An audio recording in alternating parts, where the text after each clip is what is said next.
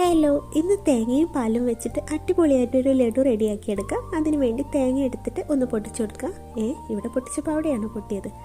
എന്തായാലും കാര്യമാക്കണ്ട. എന്നിട്ട് ഇത് ഓപ്പൺ ചെയ്ത് കൊടുക്കാം കേട്ടോ. ഇനി തേങ്ങയുടെ മുകളിലുള്ള ബ്രൗൺ പാർട്ടൊക്കെ മാറ്റിയിട്ട് ചെറിയ പീസാക്കി കട്ട് ചെയ്തിട്ട് മിക്സി ജാറിലിട്ടിട്ട് ഒന്ന് അടിച്ചെടുക്കാം. ഒരു പാൻ ചൂടായി വരുമ്പോൾ ഒരു കപ്പ് തേങ്ങ ചേർത്തിട്ട് വറുത്തെടുത്തതിന് ശേഷം ഇതൊന്ന് ചൂടാറാൻ വേണ്ടി മാറ്റി വെക്കുക. അതേ പാനിലേക്ക് തന്നെ ഗീയും 2 കപ്പ് തേങ്ങയും ചേർത്തിട്ട് ഒന്ന് വറുത്തെടുക്കാം.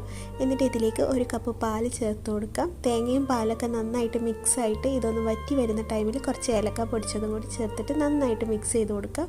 പിന്നെ മധുരത്തിന് ആവശ്യമായിട്ടുള്ള ഷുഗറും കൂടി ചേർത്തിട്ട് നന്നായിട്ടൊന്ന് വറ്റിച്ചെടുക്കാം.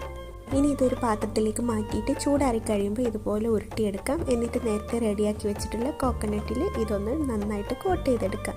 ഇത്രയേ ഉള്ളൂ. നല്ല ടേസ്റ്റി ആയിട്ടുള്ള തേങ്ങാ ലഡു ഇവിടെ റെഡി ആയിട്ടുണ്ട് കേട്ടോ.